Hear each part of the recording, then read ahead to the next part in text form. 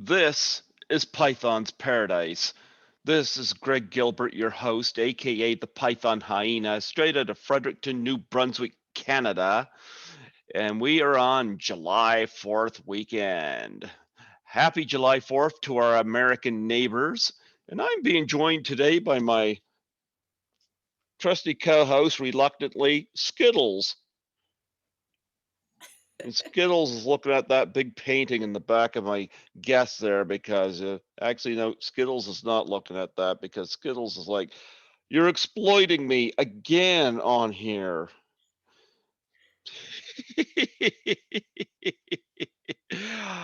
Folks, I don't have too many guests that come on here from New Brunswick. I do have a few that's been on here. Um, but I have a wonderful guest today that I have known for a very, very long time. It's been since the early 2000s anyway. Mm. And I just found out within the last short while that she is a musician now. I did not know her that way when I met her, but we'll get that story. Folks, I give you the lovely and very colorful today with that wonderful top she has on, Cat Leblanc. How do you do, Cat? Hey Greg, thanks for having me on. I was gonna call you Kathy, but I kind of like Cat since we seem to have that theme going. Oh, gee, Skittles ran and hid. We're surrounded by cats. They're surrounded by cats. Unlike Rick Moranis in Spaceballs, he was surrounded by something else. So I think we're good. Yeah, you're my first of three interviews I have today. So I'm really booked today, but I got lots of time for you today, so that's good. So Wow.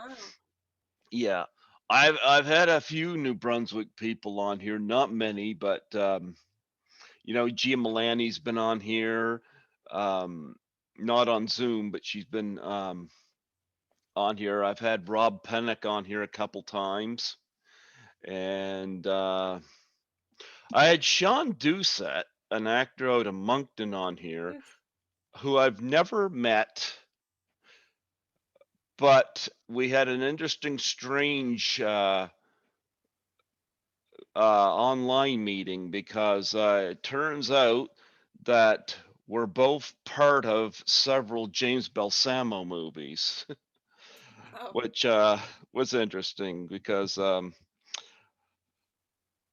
James Balsamo does these independent movies where he goes to comic cons and whatnot, and he gets these celebrities to make cameos in his movies.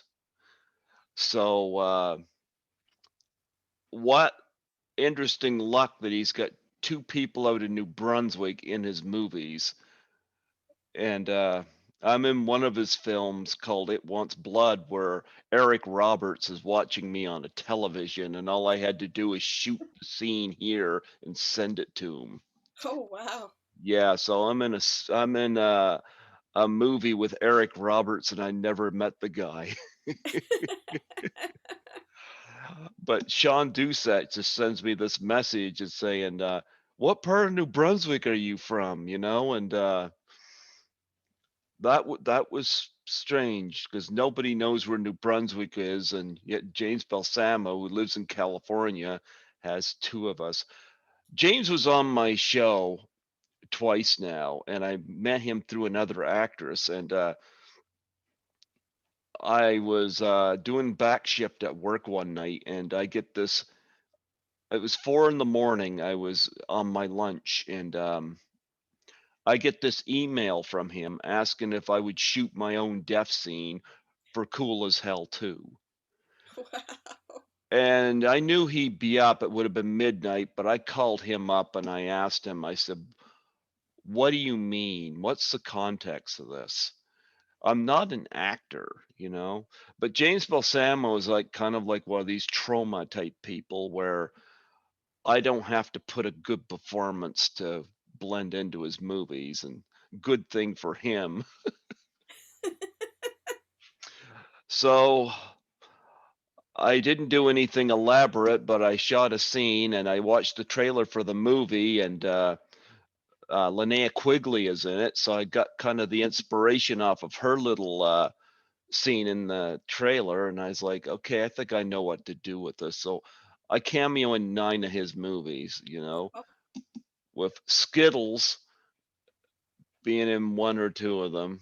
Yeah, oh, I yeah, hope Skittles he doesn't doesn't die. like that. Skittles doesn't die, does he? I hope not. No, I don't die in all of them. I died in that one. I don't die in the Eric Roberts one, and I appear in 2 scenes in that one. But Super cool. yeah, so I said sure, and it's really interesting because we met through Colin Smart, who I met Colin when he worked at Chapters in 2002. And I don't see Colin much now because I work as a cleaner 6 days a week. This is my only day off.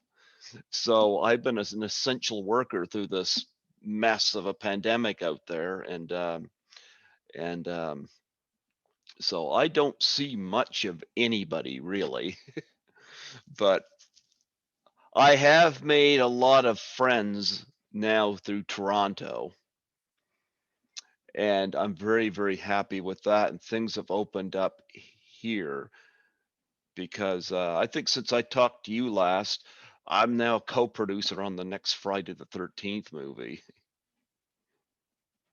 So I just gave that franchise a New Brunswick connection. We'll A- take it. Actually, just a second, I'll show you the tote bag.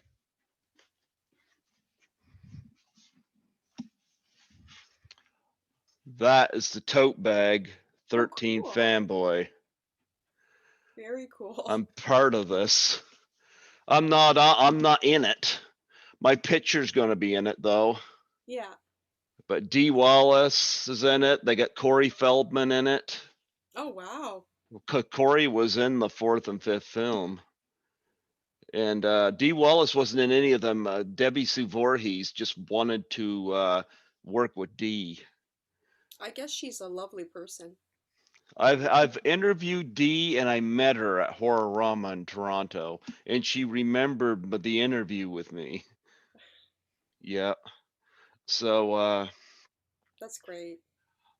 I got involved in this because the woman directing it was in the 5th film, and because the franchise is going through a lawsuit between the original director and original screenwriter. I've had the original screenwriter on here 3 times, and anyway, this is kind of what they're doing while the lawsuit's going on. So this is both basically about a crazed fan going after alumni from the series. So when I found out a particular actress from the 3rd film was going to be in it, I was already sold. Yeah. So my picture is going to be in a scene with Tracy Savage in the film. Super cool. Yep. And from what I've been told by the executive producer, who's supposed to come on here when distribution is happening, which is supposed to be the 13th of August, he told me, he says he recognizes my face. He says my picture is definitely in there. It's covered in blood, but it's definitely there. And the woman doing the gore effects in the film is one of Tom Savini's students. So Mm. I think I got knighted. But yeah, I'm part of a blood scene, I guess. And all I had to do was send my picture in. But yeah, this is expanded pretty big because you're number 450 for my interviews. So Woo! I started this. Yeah, all started with Tommy Wiseau, and here we are. We Uh, got to you. oh my gosh. Yeah, Tommy Wiseau led to you. No, It, no problem. I have no problem with that. have you watched The Room? Yes, I have. Isn't it your favorite movie? You know what? I can't. It's one of those movies where you think about it long after you've seen it. You thought about it? I sure did. You Yeah. really thought about it? Oh Did you yeah. hurt your brain?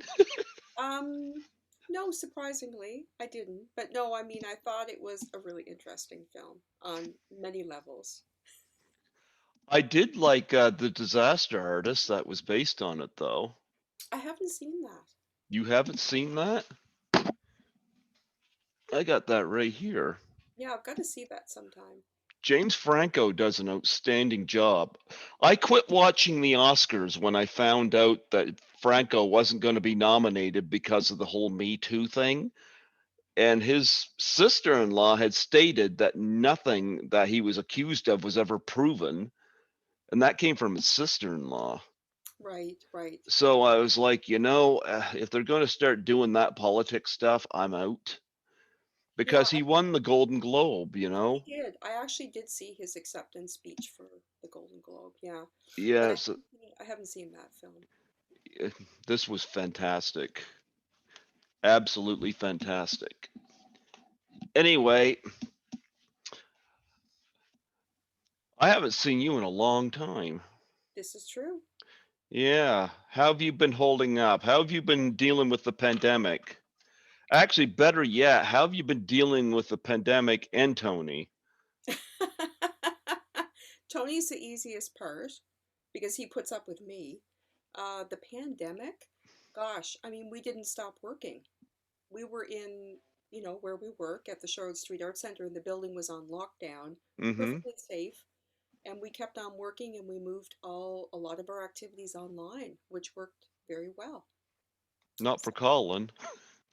Colin, no, that's unfortunate. We really miss Colin. I haven't seen Colin since Christmas. Aw, I call once in a while because he lives way out there, and I used to live out in the boonies too. I am right now located on Parkside Drive right now. ah, good stuff. Yeah. Well, my Do you like it? folks are both terminally ill, Oh, Greg. and they had to be moved out of the house I grew up in into my grandparents' old house, and because there's less stairs there. We had to sell the house I grew up in Mactaquac. I was the last one to leave that house. I always joke with people, my parents couldn't get rid of me, so they had to leave. Aw, Greg. I'm so sorry about your parents. Yeah, dad's got ALS and mom's got Parkinson's. Oh, Although dad, they say the ALS is you're supposed to have a 5-year life expectancy. Dad has gone over 7 years with that. So technically speaking, the last one to leave the house was Skittles. Because he was still there a few days after I moved out of there because I had to get situated here. right. But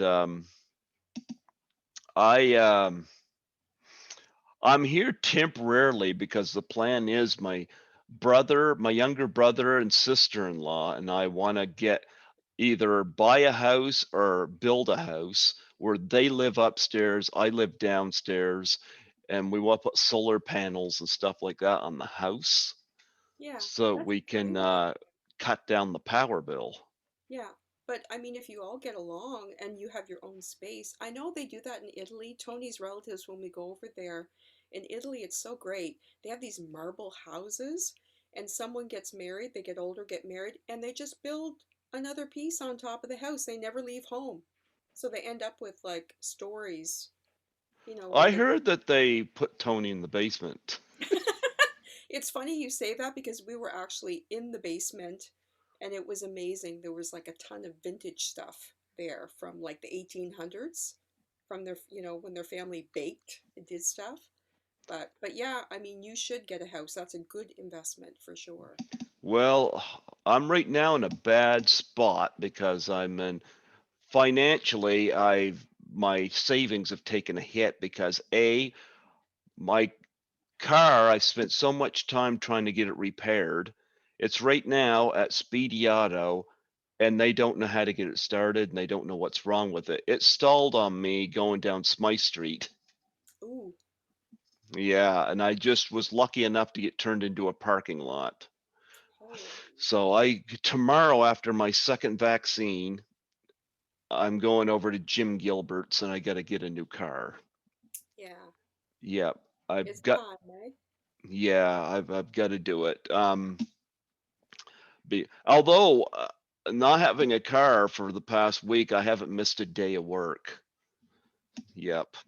So that's good news for my employer. Yeah.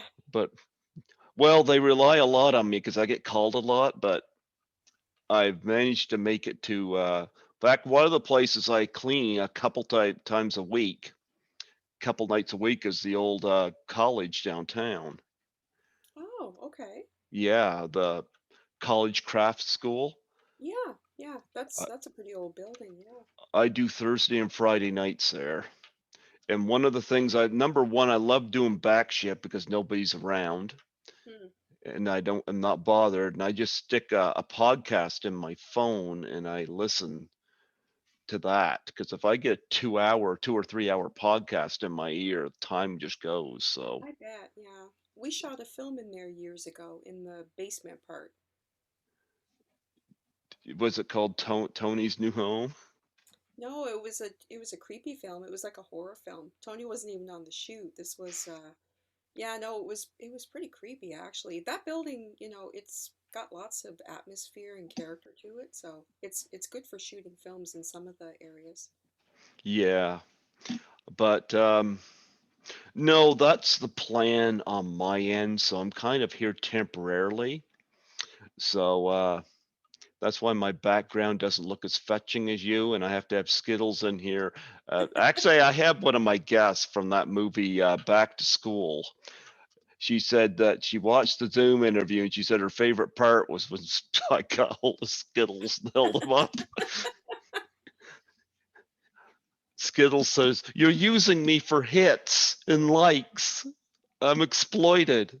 Well, Skittles is adorable, so Skittles should be used for promo, definitely. Well, I can always bribe them with temptations. Temptation treats.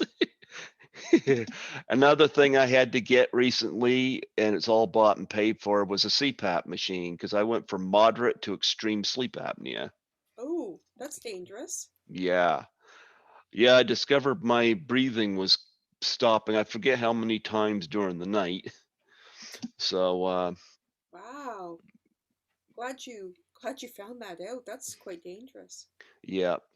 So my savings have taken a hit. So, and this whole thing with my car is not helping any. So, Hmm. with the pandemic and the folks, I don't know when we're gonna get a place, but I'm hoping it is soon because we need to get moving because one paycheck goes towards rent here every month. So, because Skittles is freeloading, he will not get a job. So is Samson. Yeah, Skittles won't even clean the apartment up. Neither will Samson. Samson No, got a few acting gigs, but I mean, he's a bit of a diva. there you go. But no, I look forward to getting things back to normal. I got to admit, I miss Toronto a lot. That was my first trip outside of New Brunswick. Lisa Langlois invited me to assist her at Horrorama in 2017, and I've gone every year except for last year, of course. Yep. And she's become a very good friend, and she was in that movie Class of 1984. Yes. Yep. And so she got me very well versed in the subways and the streetcars there. And I often said if I lived in Toronto, I wouldn't have to deal with a car. It's true. Yeah. I'd just go on the subway and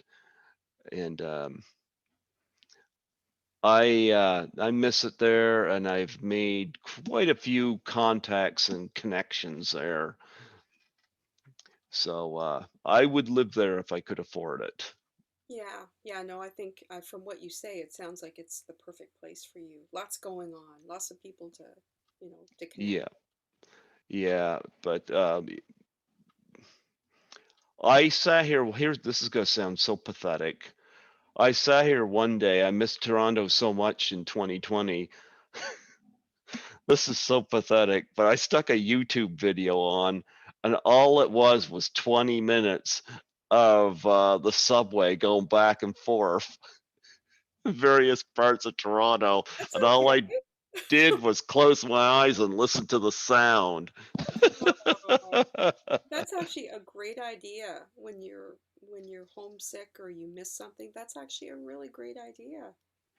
Makes you Well, feel better. what's strange with me is I never ever planned to travel because I would get homesick just going to Moncton and St. John, you know. So it was strange going to Toronto and not wanting to come back. Yeah, that's unusual. That is very unusual. And I don't know, but I'm still connected with the people there. Actually, Lisa sent we sent each other Christmas gifts at Christmas time, and I got this package in the mail. It said to Greg and Skittles. She sent Skittles a Santa hat, Oh, that's cute. Oh, which one of those little ones, like the little yeah toy. had the little beard on it, and Oh, I tried to put it on him in the video, and Skittles was not liking that. no. Yeah, we've tried that with Samson. He will not have it. Yeah. So yeah, if I could afford it, I would jump ship to Toronto, but my brother had said if we get the housing thing going and he and his wife live upstairs and I live downstairs, he said that we could live off the grid, the solar panels and stuff like that. And he said I could still do my job here and go to Toronto a couple times a year. Hmm. Yeah. So Yeah. I like that idea.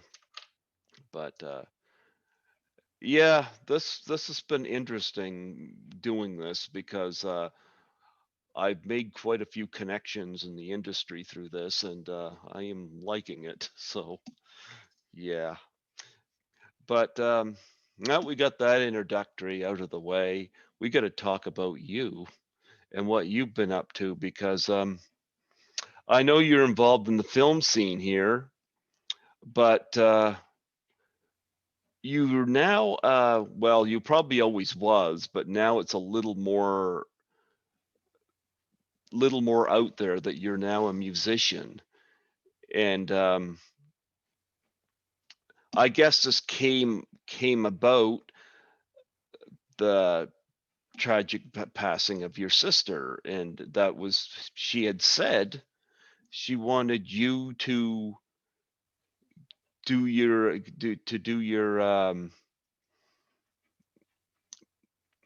what word am I looking for? I was going to say do your musician stuff, but that just doesn't sound right.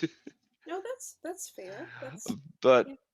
She said, but you've been performing in town and well pre-pandemic, yeah. But first off, talk about your relationship with your sister and the charity that you got surrounding her and the connection to what you're doing now. hmm. Um, well, as you were saying, I made a promise to her before she passed away that I would get back into my music, I guess, because Mm-hmm. it had sort of disappeared. And I had actually done music since I was like 5 or 6. My mom had me singing and performing. Didn't really enjoy that, actually, I'll be honest. It was very nerve wracking for an introvert and a shy person. But I promised my sister in 2010, before she died, that I would jump back in. And the whole legacy thing came about. My mom and I talked about just what a struggle it is to be an artist in any discipline in New Brunswick. It's just really tough. It's really tough for voiceover actors, for filmmakers, for music artists, for photographers, for visual artists. It's just really tough. So our plan was to create, of course, a music award, And we thought, because I had had success sort of going on this trajectory where um, I worked on some music, I professionalized myself a little bit more, and then I got some grants to do more music, do a formal album.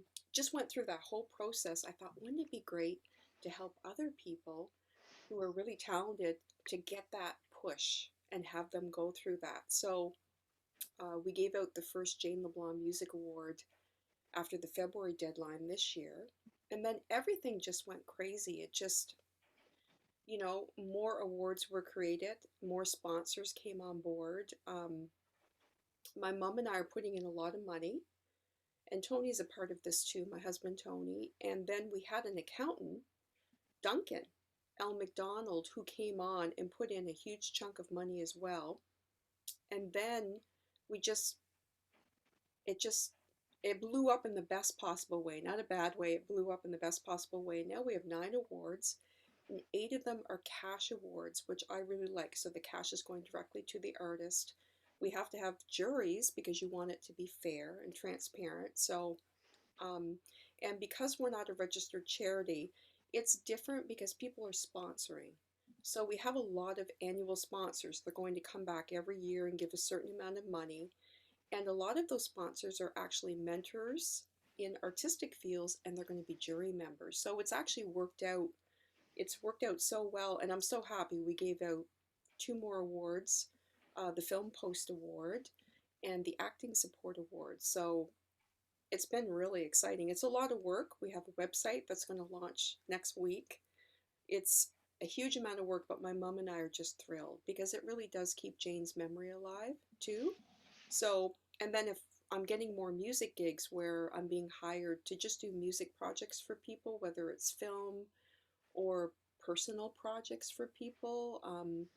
Someone hired me recently to record their loved one who was dying, their favorite songs for them. So, I mean, I really like more meaningful things like that over commercial stuff, but anything I make goes into the legacy fund. Tell us a little bit about. I met your sister, a few times at some of the film co-op events, but I didn't. I wasn't connected the way I was with you. Tell us a little bit about your sister. Jane was pretty amazing. She was the opposite of me. I was very shy. I mean, I was fun to my friends when I was growing up, but I was introverted. I read a lot. Jane was really outgoing. Jane was adventurous. She was a top athlete. She was actually a champion pitcher in softball. And when Jane was 18, she was thinking about leaving home and going away. And she didn't really tell a lot of people, but before she turned 19, she announced to my parents that she was going to Paris to be a nanny for 2 doctors. And my mom and dad were like, "What?" So she went, and she ended up in Paris, and this family treated her like family. So she had her own little apartment. She went on vacation with them. She went to the Sorbonne University and did some studying there. Um, and then she traveled all over the world. She went to Venezuela. She went to Africa. She just went everywhere. And her backpack, which I have as a memento, has it has little logos from every country that she went to. And she ended up meeting a couple and sailing as well around the world. She went whitewater rafting. I mean, she was an incredibly adventurous person, and she was very brave. She did a lot of things on her own. So, You know that that is so the opposite of me because I was always stuck close to here. And when Lisa had invited me to Toronto, I couldn't turn that down. There was no way I could turn that down. But I was very nervous about going up until I went. I'm the only one in my family who's ever been up in a plane. If you've wow. ever taken Porter Airlines, I recommend it. I love actually, it felt like a bus in the sky. Yeah.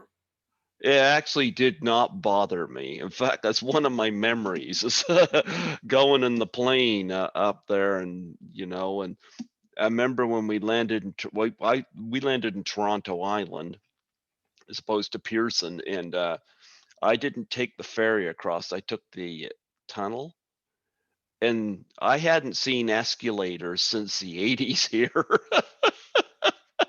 Yeah, that's a good point. I remember we used to have it in Zellers downtown. Like Zellers is now a thing of the past, but I was going on these escalators and I was like, "This is taking me back." But, your sister was just like, "Yeah, I'm gonna go out and do this." It took a push for me, and, for me, I guess it was Lisa invited me to assist her at this event. That was my push, and, she actually said to me, she said that, she had said to me that, "You took the step." He said that is the difference, so Yeah. but, yeah, I haven't been whitewater rafting, I've never been to Africa or anything like that, but although I do watch a lot of African wildlife videos, because after all, I am the python. Yeah, and the second longest snake in the world is in Africa, the Uh, African rock python, and they've been known to eat impala. whoa. Oh, yeah, there's I caught a video of one devouring an impala. My goodness, that's ferocious. Mhm. Yep. Yeah, they're an illegal snake to own, but nonetheless. Um, but yeah, did your sister have a favorite spot she went, or was it Paris? Was that Paris? Um, I think the world was, to be honest, I think the world was her spot. I mean, Jane, someone asked me recently, like, what did Jane do artistically? And Jane just did everything informally. Like, she was a phenomenal amateur photographer. Mhm. She acted in variety shows. Usually it was a comedic role. She wrote, because I have 47 of her journals that she left me, which are utterly fascinating. But she really was very creative. I found some visual art. I didn't even know that she was a visual artist. I never saw her painting, and I found some of her artwork in her belongings that she left me, and I was just blown away. And I thought, wow. But she didn't take any formal training and development for anything. She just did stuff. That was just her, and she was very low key. So it's not like she was out there going, I'm a painter, I'm a singer, and she was a musician as well. She played the guitar. She was a mean bongo drum player as well. I remember my dad going, Jane, stop playing those damn bongo drums. She was a really good bongo drum player. And what was interesting about Jane was her taste in music was so varied. I mean, one minute you would hear John Denver coming from her locked bedroom, then the next minute you'd hear AC/DC, Highway to Hell. So she's a pretty cool chick. Um, Very cool. Well, I'm really glad you have those memories, and I know you were both close, and she went to Paris, you went to Italy. Well, much later in life though, my gosh, like I didn't really travel. The first time I ever traveled was out to Edmonton, Alberta when I was like 24. But I mean, I didn't get my driver's license till I was in my 20s. So I had a very sheltered upbringing. Meanwhile, Jane's like probably smoking cigarettes and God knows what else and swigging beer. And she always hung out with people that were slightly older. And she just seemed very cosmopolitan and worldly compared Mhm. to me. She used to call me Pollyanna, come on, Pollyanna. But yeah, she seemed wise beyond her years, even when she was, 8 or 9. Especially if you read her journals, they're quite comical because she started them when she was really young. She started writing when she was really young. It's interesting you mentioned journals because I often, when somebody has passed away, I do tribute interviews. I've had Alfred Hitchcock's granddaughter's been on here, and speaking of Italy, Audrey Hepburn's son was on here out of Rome, Italy. Amazing. Yeah.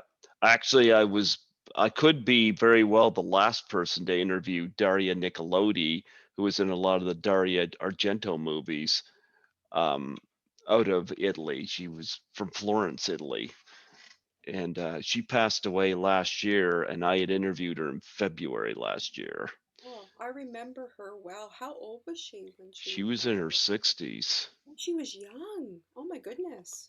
It's funny. In 2016, I reached out to her for an interview because she was in well, she wasn't in Suspiria, but she was involved in Suspiria. She was in Deep Red, which I knew her best from, and a bunch of the Argento movies. And she turned me down in 2016 because she didn't like talking about the 7 movies she did for her ex-husband all the time. Oh, yeah. What had happened is at Horror Rama in 2019 in Toronto, I met Lamberto Bava, who is the son of Mario Bava, who's an Italian filmmaker who passed away in 1980.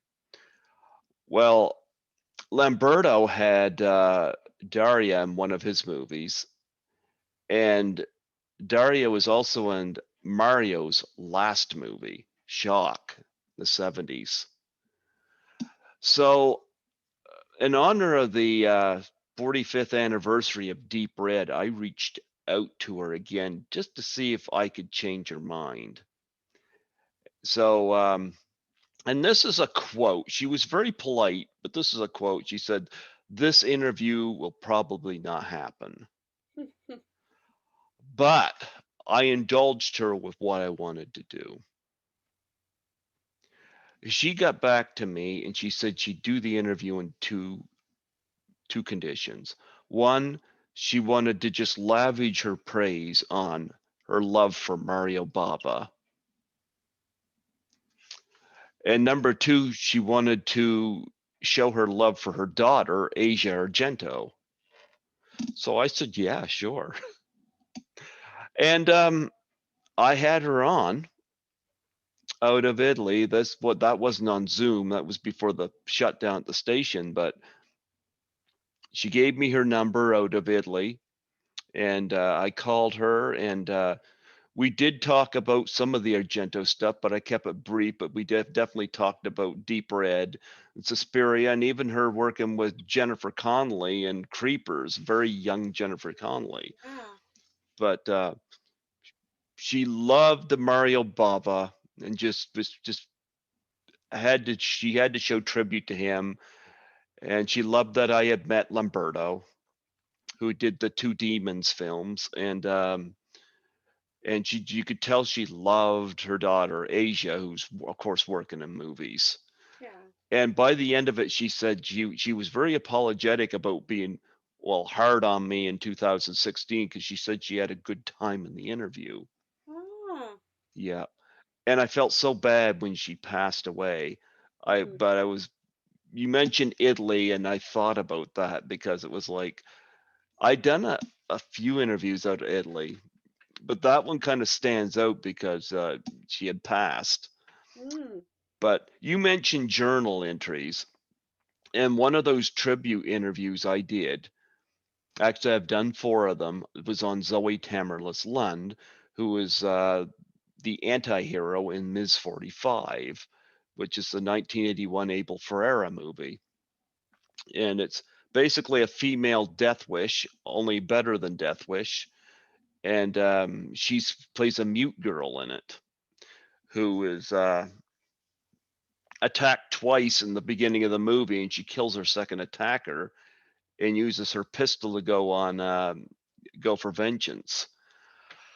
She had passed away in 1999, age 37, of a drug overdose, and her husband wasn't with her when that happened. Actually, she was in Paris. he was in New York and he got the news secondhand. But he did 4 tributes to her on my show, and he had sent me online a couple pages of her diary, which I thought was pretty cool. Mm, Yeah. So it's interesting stuff that is still around and handed down and that you have in connection, yes, uh, yeah. to people. So, yeah, just you mentioned that brought these memories back to me as well. But yeah, I've never gone to Italy. I've never gone to Alberta. Only gone as far as Toronto. I've had people ask me if I do the conventions in the States, but maybe I haven't got a passport yet. But maybe now that Trump is out of office, maybe I don't hear quite as much grumbling. Yeah. Yeah. Do you have a favorite spot that you like to travel to? Well, my favorite spot, I'd like to live there actually and have a music studio there, is Sorrento, which is a quiet place by the water in Italy. It's Mm-hmm. actually it's actually more peaceful and it's by the water. I like to be by the water. And Mm-hmm. funny enough, my husband Tony's favorite spot is Venice, which is actually much busier, but he just loves it. He just loves the history, but I myself find it can be a little crowded and a little commercialized. And he also loves Florence, which can be quite busy too. But yeah, I definitely like quieter places. That's where Dario was from, was Florence. It's a So beautiful spot. yeah. Uh, but nonetheless, why are you guys going to move there? It's just a dream of mine. I mean, like there's no formal plan in place, but when I put my album out, of course, I was able to have my album launch event just before the pandemic struck. It was like in February 23rd, I think, and then the pandemic happened in March. But I also have my first tour organized. I had all the spots in Italy. Of course, I was going to Italy because I'm more familiar with Italy, but I actually have booked all these spots to perform, and Tony was going with me, and we were going to make a trip out of it, and everything got canceled. Um, but around that time, I started thinking, like, gee, I would love to live in Sorrento in Italy. But we do have family obligations here, and Tony's dad is elderly, my mom's elderly, so of course, we're not picking up anytime soon, and we're still working too. So, but that would be my dream to live there later on. When you do the tour, is there any chance that you'll put the Kiss makeup on and I think that would be truly disturbing for other people to see. will you put on the Kiss makeup and do the Gene Simmons tongue thing? I want to Oh see my God. that. You know what? I can't even roll my tongue. So I don't think I would be very good at that. He's like, he must be triple jointed in his tongue or something. Will you do some Alice Cooper stuff on stage? Come on, Kathy. Oh my I'm God, trying to Alice expand your Cooper. brand here. I don't hurt creatures. I don't want to He bite don't heads. either. I know, but it's too disturbing for The me. whole thing with the bat, that was Ozzy Osbourne. Well, snakes, I think Alice did funny things with snakes, but as you say, he probably really didn't hurt them, but he did He look like no he no did. Alice never hurt a snake. Yeah. He did tell a story where because he got accused of the whole biting the head off a dove. He corrected that story. He said that was blown out of proportion. What he had done, he was at an outdoor concert and somebody had tossed this dove onto the stage, and he had got hold of it and he was going to let it kind of go and fly off. He said it landed in the front row and it was where the paraplegic people were, and you'd think of all people they'd be sympathetic, but they killed the dove. Oh, that's terrible. Yeah, but Alice said that that story was blown out of proportion in terms of what he did. Yeah, that's Yeah, truly disturbing. Yeah. yeah, but But yeah, Greg, my sister, if she was still alive, she'd be more likely to do Alice Cooper and Kiss stuff because Me? No. I'm more Joni Mitchell. Play the guitar, that's it. Sing. Well, I don't know. Miley Cyrus went from wholesome to twerking. Yeah, but you know what? I think she's got a vivacious personality. She seems like she's up for anything. I'm not. Yeah, for me, just to play the guitar and sing seems to be the only thing I'm no dancing or anything like that. No. Well, today I'm wearing Chantal Creviase because I thought this would be the perfect shirt to wear with you on here. Oh yeah, I love her. I'm a huge super fan of her and her husband for sure. Yeah. Oh yes, remade Our Lady Peace. Yep. Yeah, yeah. Yeah, I've seen her a couple times in concert, and my younger brother saw Our Lady Peace in concert. So, but I I don't know when things are going to get back to normal here, but where have you gone and performed? I know you've performed around here. Have you Hmm. been elsewhere? How far out have you gone? Oh, not too far because I do a lot of studio work, like music stuff for other people, like, Mm-hmm. for sort of part-time living. Um, I would say like the Miramichi Folk Song Festival. I'm from the Miramichi, so they're hugely supportive. Susan Butler has been phenomenal. They always ask me back, which I really appreciate. So I'm due to perform there this year. But a lot of my music, I mean, it's pretty soft and free flowing, so it wouldn't really be appropriate music for most bars. It would be pretty noisy in a bar. Um, and they want to hear something a little louder, a little more peppy. But I've sung in Officer Square. Um, I'm just trying to think now. Grimross. I Perth Andover. I did a special concert in Perth Andover. Someone hired me to go there, and which was really nice. Didn't put anyone to sleep, so that's a good sign. But yeah, I mean, I love to perform. I don't mind performing, but I spend so much time producing stuff in my studio. It's pretty time consuming just to do that. Well, we're going to help you in that area because we're going to get you to sing "Bang Your Head," "Metal Health Will Drive You Mad" by Quiet Riot, and Oh my gosh, again, something my sister would do for sure. we're I we're wish go we're going to expand your brand. I wish she was here. I wish she was here. She'd be into this big time. I'm trying to picture this. Oh yeah, well, I used to hear her playing her guitar in her bedroom and oh, I mean, she was hilarious. But Yeah. she had a padlock on her door too. My cousin and I started up a detective agency when we were kids, and our Hmm. first case was to break into her room and find out what she had in some like chests she had in the room. And we found all this paraphernalia, and she was a fan. She was part of the fan club for Cheryl Ladd because Cheryl Ladd put out an album. Remember that? I don't remember the album, but I know who Cheryl Ladd is. Right, beautiful, beautiful, beautiful lady. And also a decent singer. And Jane didn't want anyone to know that she was part of her fan club, so she locked, like she had the shiny jacket and all this stuff. So, yeah, Jane was interesting. She was in a lot of ways a very mysterious person. She didn't talk about her feelings easily. Um, but I mean, just she was, as you say, an action Jackson. She just went and did stuff. So you could see what she was like really from her actions more than what she said. So, who were your musical influences? Ah, great question, Greg. Well, definitely Kate Bush. I'm a huge Kate Bush fan. Joni Mitchell, of course. Jewel. I know you're connected with Jewel. Yeah, a little bit. Yeah. Sting. I love Sting. I think he's a master instrumentalist.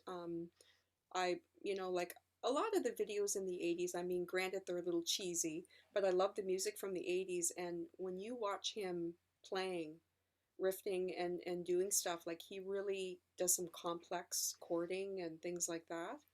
Um, I have a local people I like as well.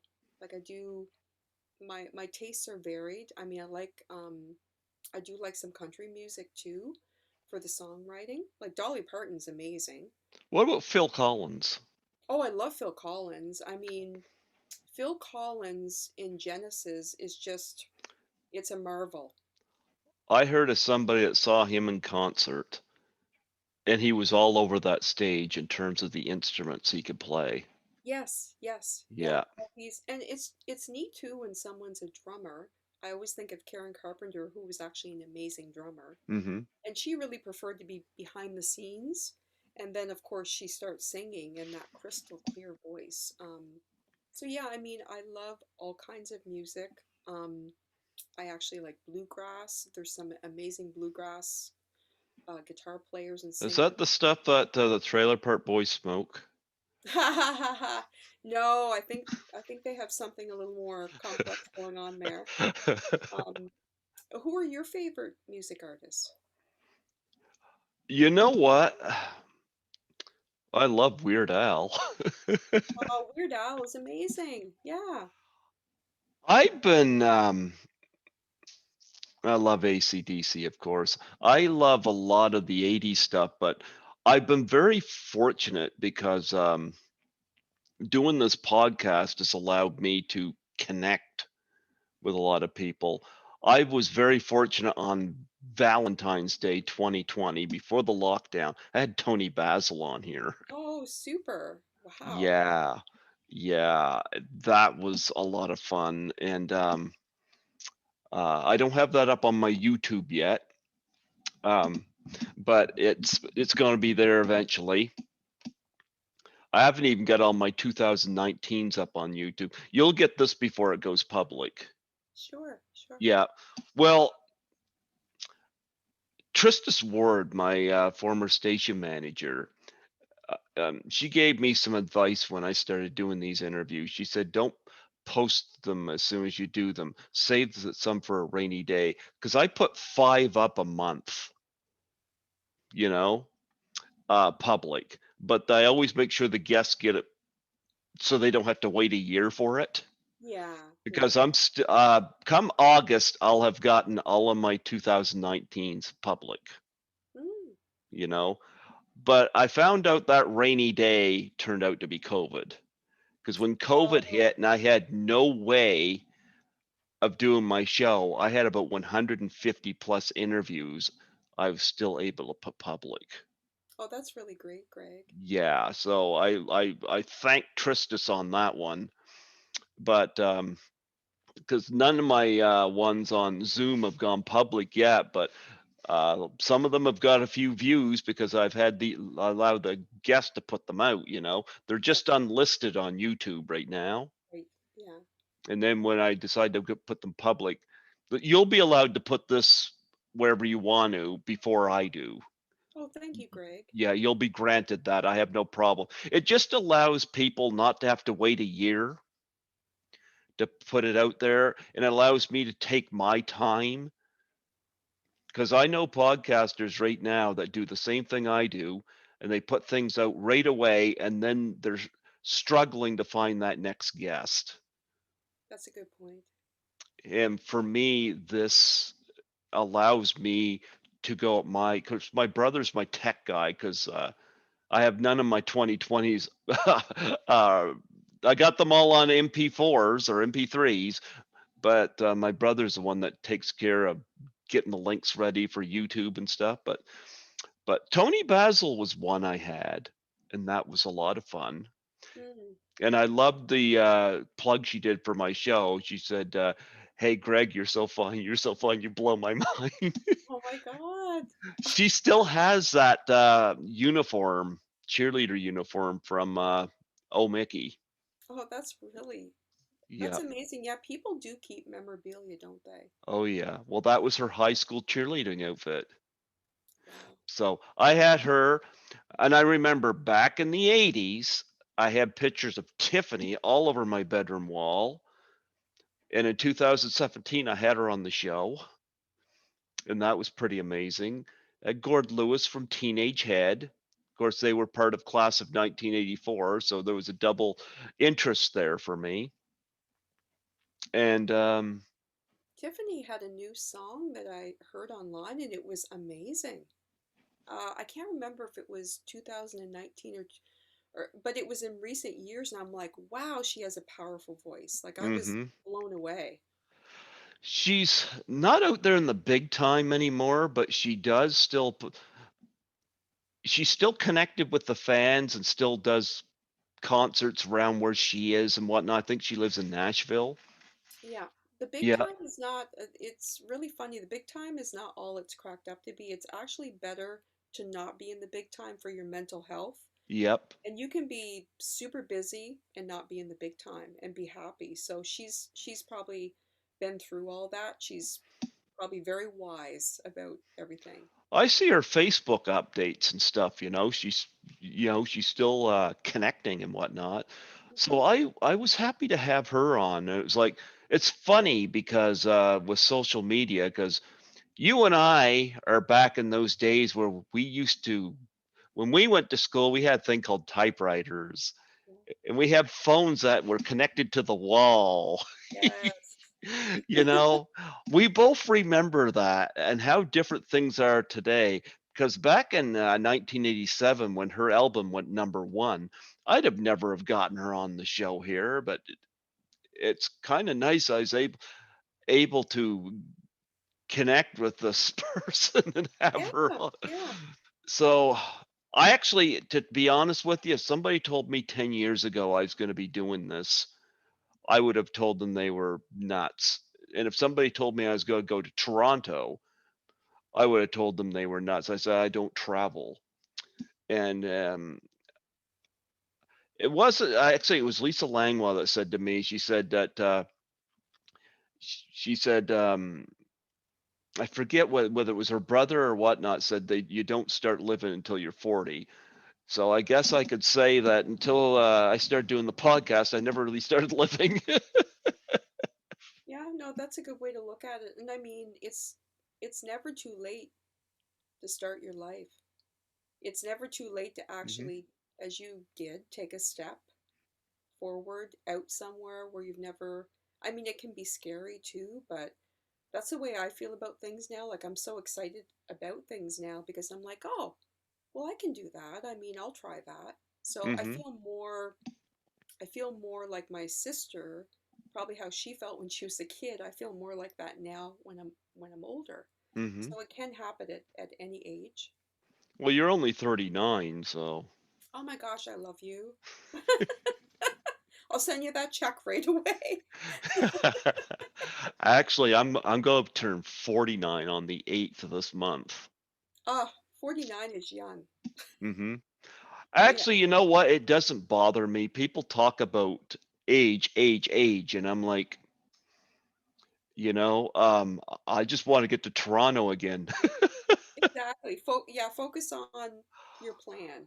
Yeah, well, I want to do Horrorama, and it's which is supposed to go on the second and third of October, but knock on wood, Yeah. and Frightmare at the Falls, which is one that Lisa suggested to me, because Lisa was had a tremendous impact on my presentation because I got business cards done up for myself that I could give out around the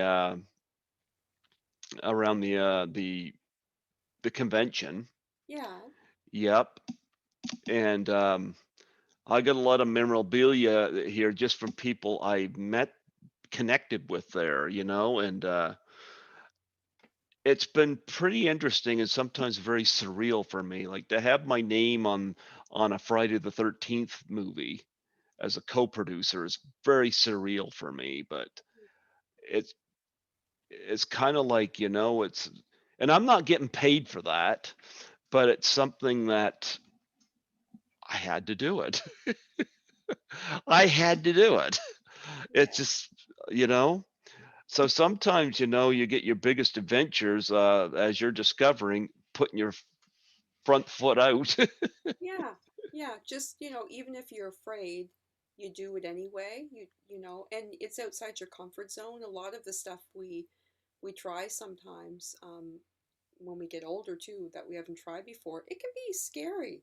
You're just like, oh. But I'm just of the mind now that life is short, right? I mean, we could all not be here tomorrow, so why not? Why not give it a go? Well, Rodney Dangerfield never really hit the big time until he was in his, I think, 50s. Yes. Yeah, and I love Rodney Dangerfield. I always thought, I mean, I love that line in Back to School, come up and see me sometime when you've got no class. I mean, I like that kind of humor. He's, in the shaky leg. I have interviewed four people from Back to School. I've had Adrian Barbeau on here. I had I did a tribute to Sam Kinison, who's gone. His brother I had on here. His brother's a pastor, Hmm. and told some interesting Sam stories. Um, but I had on recently. I had Leslie Scarborough on here.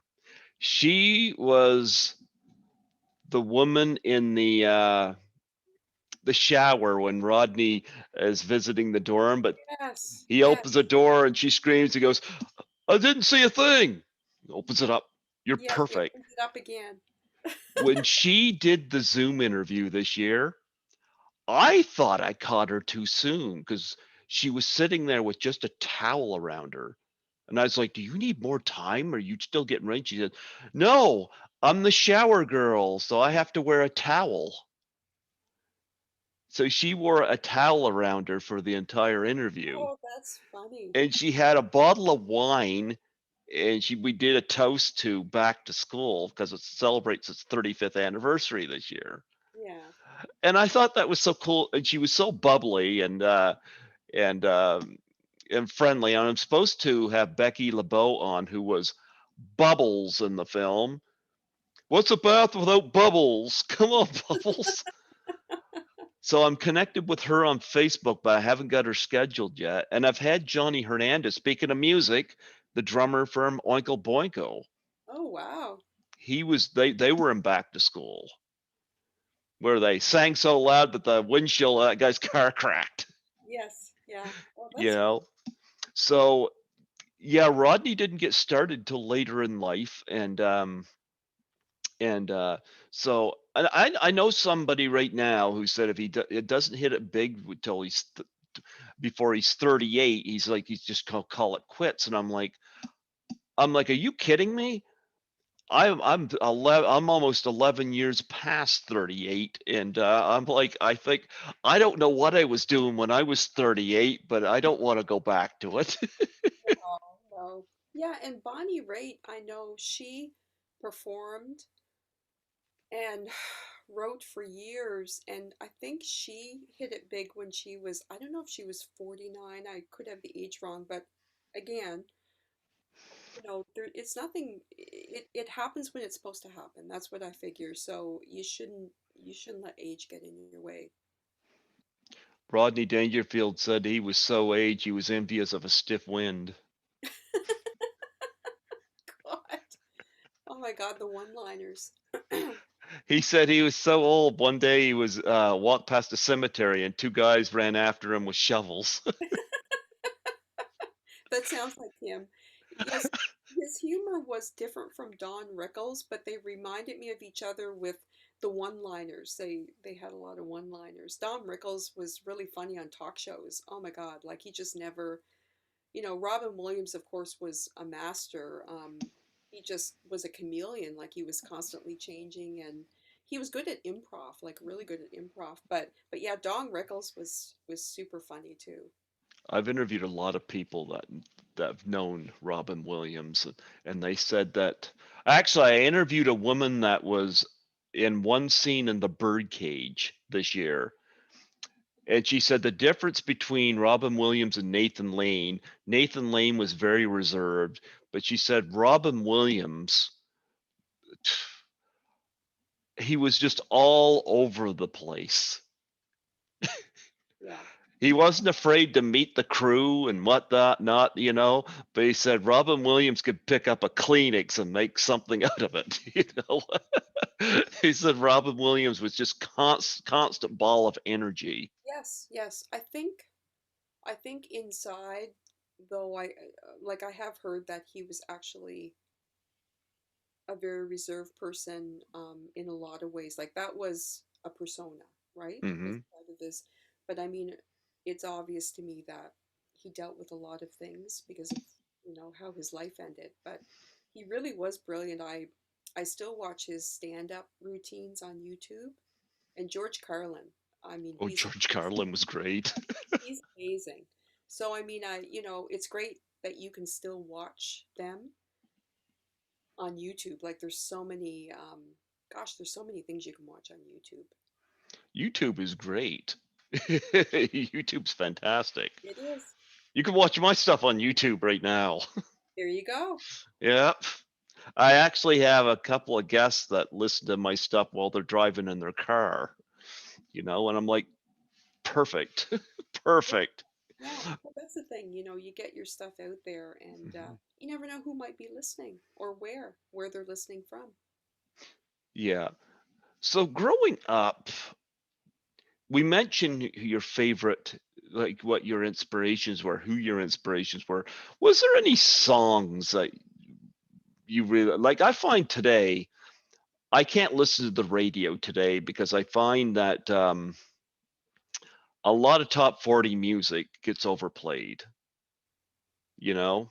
There's very few songs, like once they overplay them, you get tired of them quick. Hmm. There's some songs like Run to You by Bryan Adams I can still listen to. Hmm.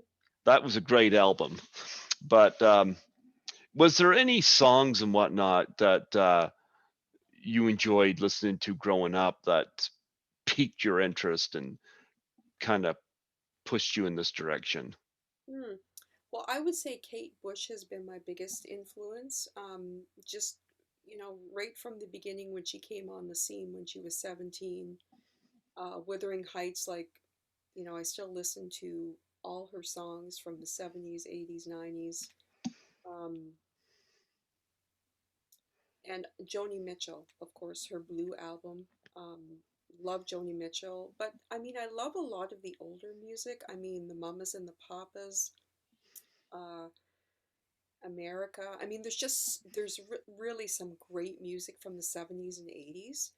And as well, the 80s was my decade. I was at university and I remember listening to the Bangles I love the Bangles. constantly. And they played their own instruments. I thought that was so cool. It was an all-girl band. I thought that was really, really cool. That was inspiring for me. The Go-Go's, love the Love Go-Go's. the Go-Go's. Oh Yeah, my goodness, Belinda Carlisle. yeah, those were She the was two. one of those crushes I had in the 80s. She was adorable, and those two bands were amazing. And then Kate Bush, and Kate Bush, she choreographed all her own dance stuff, and I just thought she was so her style and what she was saying was so different from what anyone else was doing. And then of Hmm. course Peter Gabriel Peter is Gabriel, yep. unbelievable, and they did some songs together which I was just like wow. And I loved Leonard Cohen. I thought Oh yeah. love the I sound. first, it's funny, I didn't know who Leonard Cohen was until I first saw Natural Born Killers because he's got three songs in that movie. And it just like Waiting for the Miracle, The Future, and there was one other one, and I was like, who is this? Like I could just jumped out, and it created mood for that movie. And yeah, we lost Leonard Cohen not too long ago, but I was like, yeah, Leonard Cohen was a real talent. He was, oh yeah, that voice is so memorable, but I mean, what an incredible poet and singer and writer. And I love Rufus and Martha Wainwright. Okay. Listen to a lot of their stuff and their mother, Anna. Um, yeah, so I mean, there's a lot of different, and of course, I love Gordon Lightfoot. I mean, just an amazing songwriter. So I like Gordon Lightfoot too. Two of his songs I still listen to a lot are Spin, Spin, Spin and Sundown. yes, yeah, yeah, and I mean, but I mean, I could just keep on listing. There's Dolly Parton, There's George Jones. There's Willie Nelson, who's amazing. These people, they were able to last. Like I'm, and Madonna. When Madonna came on the scene in the '80s, I she's remember. she's one of my favorite artists. Her early stuff is just so much fun. It's a lot of fun, and yeah. So I listened to a lot of different kinds of music, but those girl bands were and Kate Bush were amazing. Did you see the video? I don't know what talk show it was through, but it was during the pandemic because they had the multiple screens. I don't know whether it was Jimmy Fallon or Jimmy Kimmel, but one of them had the Go-Go's on the screen in their separate little boxes, and they were singing from their little quarters. And Belinda Carlisle still looks great. Yeah, she would be late 50s, would she be? 39. Yeah, If no. she sees this, she's 39. I'm keeping myself safe. Well, it's amazing because she's married to the son of James Mason. I find that really interesting because James Wow. Mason was an amazing actor. His son is incredibly handsome. He looks just like his dad, and he's in a lot of her early videos. So I love that. It's very romantic I and remember that album that had Heaven is a Place on Earth on it. yeah, I remember that album well. yeah, yeah. And But they, huh? he stuck by her. She went through some hard times and he's been a rock. So, Mm-hmm. But I remember they had them all on their little boxes on Zoom, the talk show, and watching Jane Whelan with her hair all gray now and still playing the guitar and or the that's cool. bass, I and would they love had to do that. the drummer still going, and they were rocking it out. And I got to see if I can get somebody from the Go-Go's on, and I Yes. might have a lead on Jane. I might. Yeah. But I would love to get somebody, and even somebody from the Bangles, because Yeah.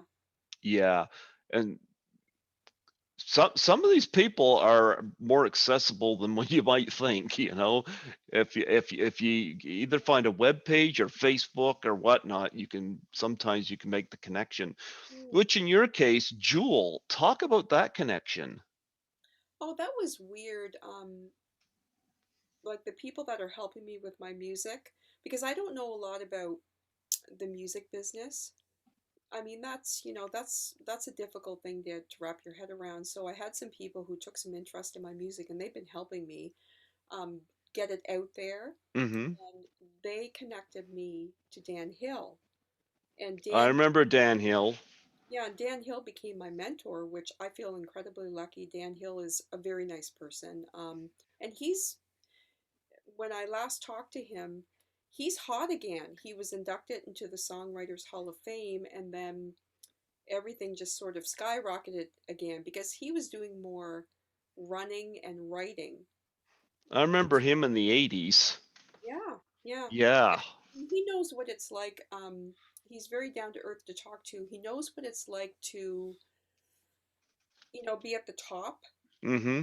game and have like hits, and then you can't always be at the top. It's pretty hard actually to just constantly. So he understands the reality. And of course, back when he was younger, there was no such thing as getting grants.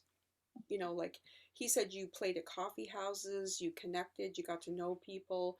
So I mean, it was That's how Avril Lavigne got started. it's just a different Hmm. everything now. I mean, people get discovered on YouTube, as you know. So, but yeah, through these people who are helping me, I got connected to Jewel, and Jewel's a very nice person, but she's very busy. So our chats were brief, um, and I think when she called me, I actually didn't think it was Jewel. Like still now, I sometimes think, was that really Jewel? Um, but I mean, she gave me some advice. It was a fairly quick conversation. I think we talked twice, and I asked her, to be involved with the legacy program, and she's just too busy. I mean, her and Jan Arden, I'm a huge fan of Jan Arden. Jan Arden, yep. Yeah, these people are incredibly busy. I mean, I think Jewel was going on tour. Um, So, I mean, sometimes people are available. It's just that magic time. You have a brief moment with them, and then other times, like, I mean, they're not available. But Dan Hill has been really great. He's been very kind. Um, he responds to my emails. He's helped me a lot, Mm-hmm. and he really believes, in giving back. So he's a terrific guy. But Jan, I always, gosh, I listened to her music so much when her album came out. Um, and she's an amazing songwriter, but she's someone who really doesn't have a lot of free time. I mean, she's got a TV show. She's constantly doing stuff. CBC is a huge supporter of her, so they're investing a lot of money and time into her. But yeah, there's a lot of Canadian artists that I really like too. Um, and then Jewel has this collaborator. I don't know this person, but I see them online all the time. I can't remember his name, but he travels around and he performs. But they did things together too back in the day. But when her album came out in the '90s, that was an amazing album that she put out, and all those songs. And then her next few albums, and she's a chameleon. She can do pretty much any kind of music. Yeah. She's done country, she's done indie, she's done pop. So I don't know if you like her music, but I find her, I like Joel. Yeah. she has a very pure voice that I really like. And she's also an amazing guitar player. Like she is someone that, you know, you can ask her on your show and she doesn't have anyone with her. She's able to play and sing and she's quite accomplished. Yeah. It's interesting too because some artists like I know Kim Mitchell does radio now, and he used to tour a lot, and I don't know whether he's getting to that point where he doesn't want to do it as much, He but has a great voice. I mean, he always had such a great voice. Um, he I was know. such a wild party. But yeah, I know it's funny. Randy Bachman too. I mean, he had a music show on CBC, Mm-hmm. which I think ended, and I actually listened to him all the time. I thought he was great on radio because he's so knowledgeable about music, and he's got such great personal stories too. He would be a great guy. I would love to get Kim Mitchell on here, but I'm just looking up Jewel here because I know she's got a song I wanted to bring up that was an early song for her that was from the 90s. What was that? Pieces of there's so she had so many great songs from that album. There was oh, of course, my mind goes blank when I'm thinking about it. Um, oh gosh, my mind just went blank. Hopefully, we can find it. Yeah, my I'm gonna find it here because okay, American songwriter, because she had one song I've actually got on my phone. So you play it over and over, do you? Or Not over and over. I got like 1,000 songs on my on my phone, and I'm like, okay, Pieces of You that came out in '95. yeah, I remember that. Okay, let's see if we get. Okay, I know it is. Who Will Save Your Soul? Yes, yes, that's a great song. The other one that became famous during because of 9/11. Oh, what was that song? That song is absolutely beautiful. Mm-hmm.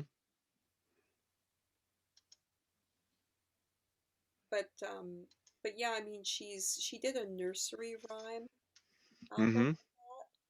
and yeah, I like that because sometimes people get labeled or pigeonholed, and it's like you can only do this kind of music, or people only want you. I know that happened to Amy Grant, another person I listened to growing up. When she went from Christian music to pop, she got a lot of hate mail, and Oh my goodness. that's the thing about music. I mean, it's really fun to explore and do different kinds of music. Like a lot of music that I really like is bluesy, jazzy music as well. And people are like, oh, well, you have to do a certain kind of music. Well, Jewel sort of proved that you can do any kind of music. I mean, she yodels for God's sake. She's amazing. She yodels. You yodel? No, I do not. It's certainly not like Jewel. I probably sound more like someone like dying or being tortured, but um, Jewel, I mean, that that control of her diaphragm and her vocals is she has honed that to perfection. I mean, she's pretty amazing. But yeah, I mean, there's lots of local people I like too. Colin Falley is someone that I've worked with. He helped me with my album.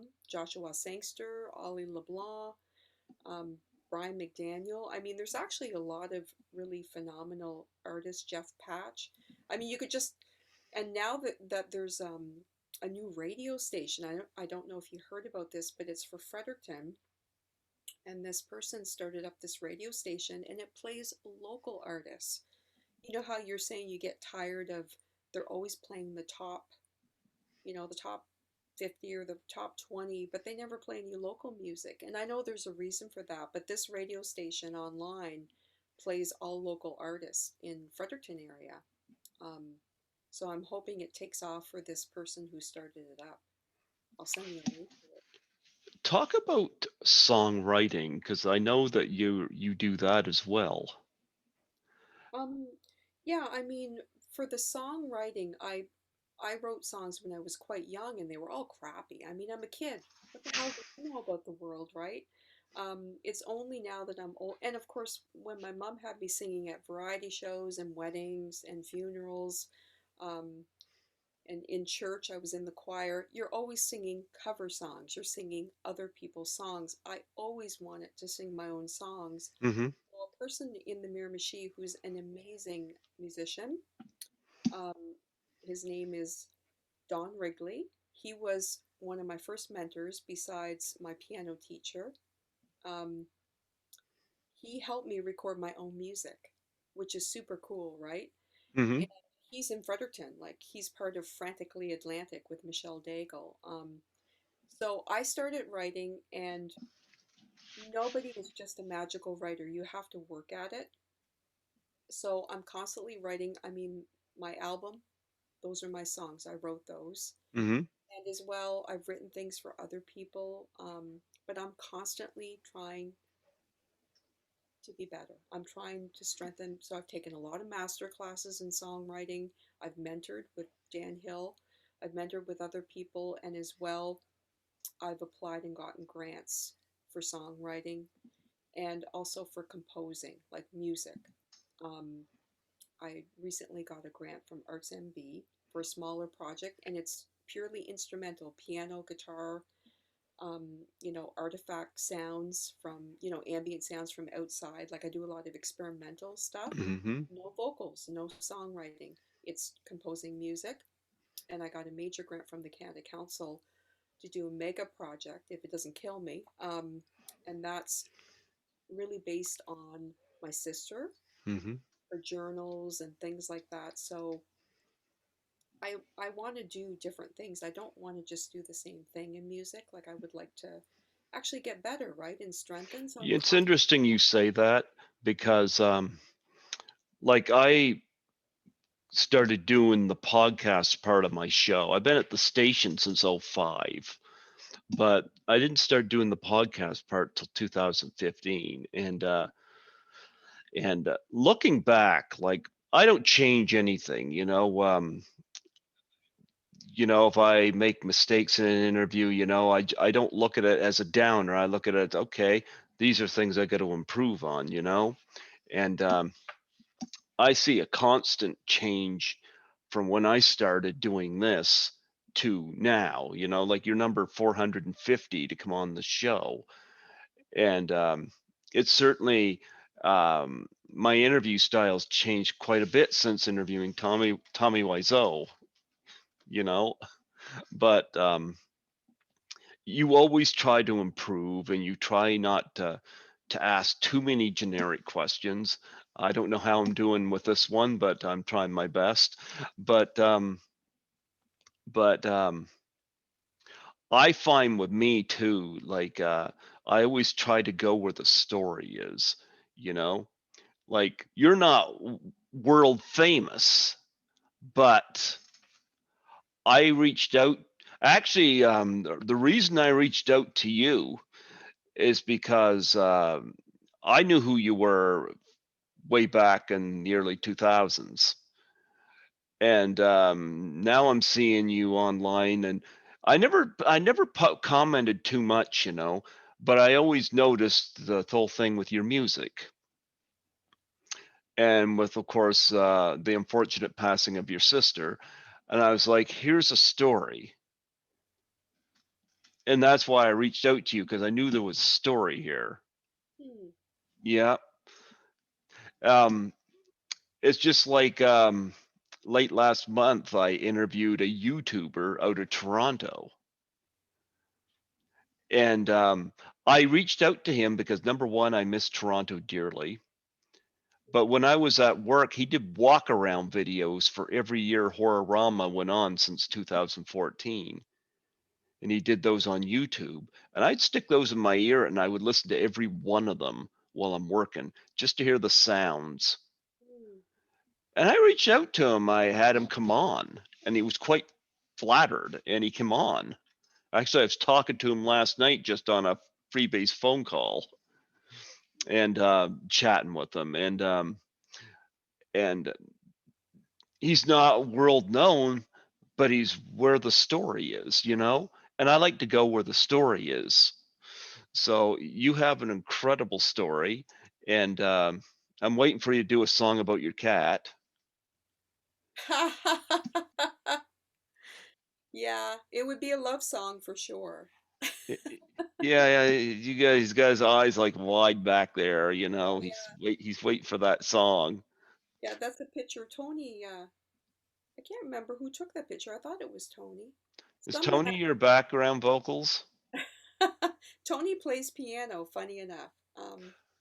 What instruments do you play besides you play guitar?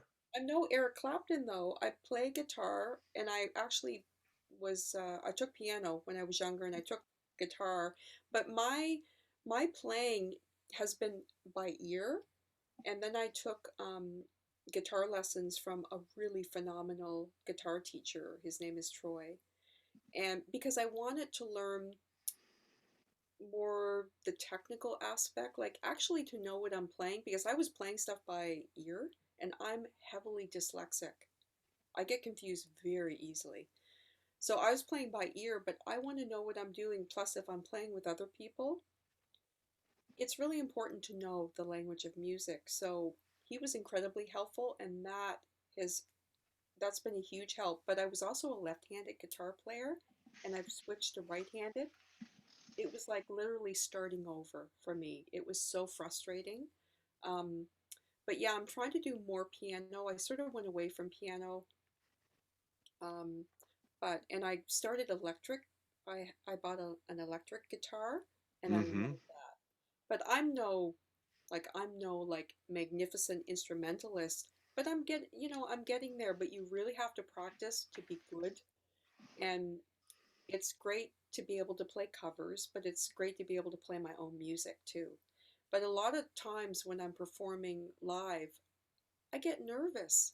It's really hard to do both. Um, so usually I have like Josh or Brian or Colin who are incredible, or Ollie who plays bass. These are incredible instrumentalists. So of course you want the best when you're playing. So I don't often play and sing in public. I have people who are much better than me doing the playing part. But my goal is to feel a little more confident doing both so I can Mm-hmm. actually play my own music, because I can do it in my studio, but nobody's around, right? But Mm-hmm. as you know from doing anything public, it can be really nerve-wracking. Um, and I'm a perfectionist, so you're like, I don't want to make mistakes. And the singing comes a lot easier and more natural than the playing. So that's just the way it is. it's funny because since starting to do the interview parts of my show back in 2015, I've been a lot more out there in terms of doing public stuff because I don't know if this is going to happen, but I threw my name out there at Horrorama to Chris Alexander and Louis Cerez, who run that. And I said, with 13 Fanboy coming out, would it be possible that I could do a panel at the convention for it? And I remember my younger brother saying to me, he said, "Yeah, but you'll have to speak in front of people." And I'm like, that don't, it doesn't bother me really. um, Maybe it's because the attention's on me. I don't know. My cat couldn't do it. He doesn't like the attention on him. Yeah, I could never speak. Like, I have a hard time speaking to a group of people, but I could sing. Hmm. And for some reason, that someone said, "Well, isn't that the same thing?" And I said, "Well, no, because it's different. It is different." But you probably have gained so much confidence with all this work you've done. You're very articulate, so I mean, it's something that you would feel comfortable doing. You mentioned play by ear with guitar. It brought something funny to my mind. Did you ever see that movie Walk Hard, the Dewey Cox story? Oh, I've heard of it, but I haven't seen it. Oh, you've got to see it. It's got John C. Riley in it, plays Dewey Cox, and it's making fun of biopics. Oh God. And it takes every trope you see in all these musical biopics. And I had actually one of the kids from the movie on the show for its, well, he's not a kid anymore, but it starts out, how every one of those has a tragedy.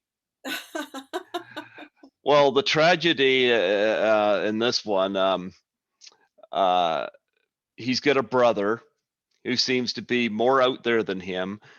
And they go out there one day and they do all this outlandish stuff. And one day they decide that they were going to have a machete battle. Oh my goodness. And at one point, the protector comes off the machete, and you just hear,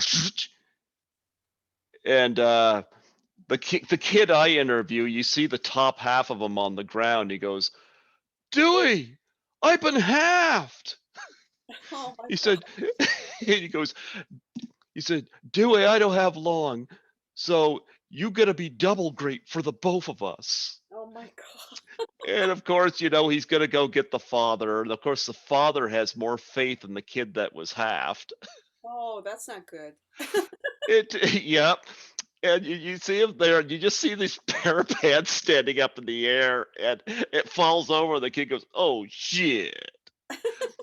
And the next shot, you got the doctor coming out of the room. Yeah, I've got to see this The film. doc, the doctor goes, "I tried everything I could, but I could not get the top half of Nate's body onto the bottom half of Oh Nate's my God. body."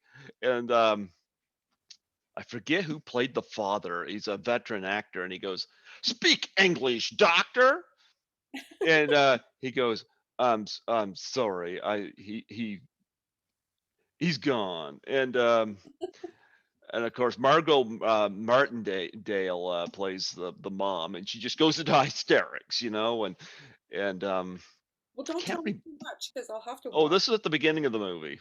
Oh my God, that's And of just course, the father turns to Dewey as a young boy and goes, "This is all your fault, Dewey Cox." And the mother says, "Don't say that. It wasn't his fault." He turns to go, "He cut him in half with a machete." And he goes, "You're not even half the boy Nate was. You're not even half the boy the top half of Nate was before you cut him in half." oh my God. Dewey Cox like, "You mean I'm not even quarter the boy Nate was?" But you mentioned the ear thing, and of course, there's always a tragedy with Ray. It was the eyesight, and something with Johnny Cash. Well, this is so ridiculous. Dewey's like, "I can't smell. I can't smell," and he goes, "You gone smell blind, son." And of course, later on, they go cuts ahead to high school, and they got John C. Riley playing a student. You Oh got my. all these kids around him. John C. Riley turns around, and they're doing this recital, and his mom goes, "I can't believe you learned to play the guitar and all without the sense of smell." And he goes, "That's okay, Ma. I learned to play by ear." Oh, that's quite a build up to that. It goes all the way up to 2017.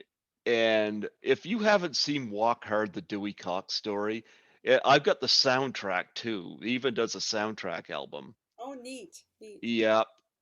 It has him meeting Elvis and Buddy Holly, the Beatles, and like when you got Jack Black playing Paul McCartney. Oh, I love Jack Black. But Walk Hard is so hysterical. It didn't do well at the box office, but I had Chip Hermaz, who played the kid that was cut in half. I had him on, and he's now older, of course, but I had him on for the film's 10-year anniversary, and I had to celebrate the film, and it is hysterical. You know, because Dewey Cox goes through all the music. He goes through, of course, he becomes world famous in 35 minutes. Yeah, yeah, 35, like they just make fun of that whole thing. yes. Oh, But just, but I love the fact they made it his own character. hmm, Even him going into television, as a lot of musicians do. yeah. Yeah. And he got married twice. Once was Kristen Wiig, and once to Jenna Fisher. And by the way, he gets married to Jenna Fisher while he's still married to Kristen Wiig. Oh boy. They're like in a hotel room on their honeymoon, and Kristen Wiig shows up. Oh my God. Oh, it does sound really funny. My God, you're laughing really hard. So this must be a pretty funny. I think it's hysterical, and I think for John C. Riley, I think it's the best thing he's done. Well, John C. Riley is a really funny actor. I mean, Hmm. um, what's that film he was in? Was it Step Brothers or? Yeah, I wasn't a big fan of Step Brothers, and the director had done The Other Guys and Anchorman, and I loved those. Oh, I love, yeah, I really like that kind of comedy. Yeah. But yeah, I think you would really enjoy Walk Hard, the Dewey Cox Oh, I will story. definitely check it out, Greg. That's you should be writing critical reviews for all these people. They should be paying you because I mean, when you were talking about, you were laughing so hard. Oh, it's a hysterical movie, and he goes through all the phases. You'll recognize some of the phases he goes through because other musicians have done them. Like the one where I forget who the musician was who was trying to create his masterpiece, and things kept going on and on. He does that too. Well, there's so many. That's one thing. When I was younger, I watched a lot of biographies of famous bands and singers, and I mean, they were quite dramatic with all the. I mean, a lot of the people were just tormented. All this crap happened to them, but they're fascinating. The documentaries are fascinating. One of the arguments, because when of course Kristen Wiig shows up, and he he doesn't realize that, can't you get double married if you're famous? What about if you're famous? And like I mean, his first thing out of his mouth, it's not what it looks like. It's gotta be what it looks like to one of us. Dewey doesn't sound too smart. No, but he tries to go back and fix things with Kristen Wiig, and the argument he makes, he goes goes Dewey, you got double married, and he goes, oh yeah, well what about that? He says, okay, so this is all my fault. Well, what about the time you woke up in the middle when I woke up in the middle of the night and you drank up all the milk and there was no milk left? She goes, Dewey, you got You cheated on me. And he goes, great. I'm a cheater, but you drink up all the milk. Fair. Yes.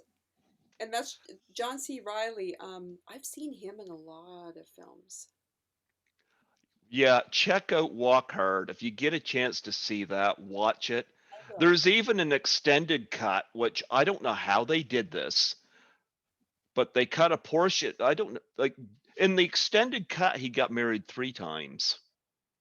And how they were able to cut the subplot of the third marriage out was amazing editing. Yeah. But he got married to Cheryl Tees in the movie, and she became Cheryl Cox. Oh, okay. There's a play on words we don't need, eh? Oh, that's funny. I thought that was funny. Yeah. It reminds me that humor. I still remember Dumb and Dumber. Like I love Dumb and I Dumber. laugh so. I mean, it's so funny because it really is toilet humor. You know what I mean? But I laugh so hard. Like the whole thing about in Dumb and Dumber when he visits that Lauren Holly, who Hmm. he's just like besotted with, and he uses her washroom, and he has like a terrible time in the washroom, and then he can't flush the toilet. That has happened to most people at one time or another, and you're horrified. You're like, what do I do? How do I get out of Did this? you see the extended cut of that? No, no. Because in the extended cut of that, Jeff Daniels is picking the toilet up, dumping the out the window. Oh wow. Okay, that's extreme. Yeah. No, but that's I mean that that's happened. Like everyone has most people have like where the toilet doesn't work and you're a guest in someone else's house and you're like, why didn't I just do, why did I do this? I'm in someone else's house, this toilet's not flushing, but yeah, Dumb and Dumber, especially when they're on the highway on the scooter and then they have flies in their teeth and I mean, it's ridiculous, right? Hmm. It's, but I have to admit, I did find it really funny. I recommend you watch Walk Hard, the Dewey Cox I, story. I got that here on Blu-ray. I I even promise. got the soundtrack album. Yeah, I You want to hear know. the soundtrack especially. But no, Greg, I promise I will Oh watch. yeah. Listen, Well, they got a song in it called "Let's Duet,"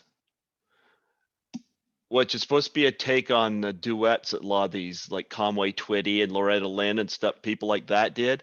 Kenny Rogers and Kim Carnes, Kenny Rogers and Dolly Parton, Kenny Rogers. Well, "Let's Duet" is basically is another term for "let's have sex." Oh, okay, okay. Let's do it. And I'm gonna tell you, I remember seeing this in the theater, and like like he'll start out the song goes he goes how does that go? In my dreams, you're blowing me some kisses. Okay. So it's all the phrasing and the timing, right? Of Yeah, and she would respond with a verse of her own. so they're It pausing. They're oh pausing, so you think they're saying one thing and they're really, yeah, and it's so obvious, but they do it so seriously. yeah, deadpan. And of course the singing is on, like, John C. Riley's got a good voice on him. He does the singing. So they put a lot of effort into Walk Hard. Mm. Yeah, and I recommend you watch that movie. I won't give away the ending, but even the ending's hysterical. Yeah, don't tell me anymore. You're telling me the movie here. I want to be a little bit surprised. Oh, it's a good 2 hour plus movie. So yeah, I recommend if you want to see a good music biopic that's not based on a real person, watch Walk Hard. It's hysterical. I love it, and I promote it highly. I like a lot of movies that didn't get a lot of fanfare. Another one I recommend is Everybody Wants Some, which I saw 9 times in the theater. Yeah, I haven't seen that. Did you see Dazed and Confused? I sure did. I loved it. Well, Everybody Wants Some's a spiritual sequel to it.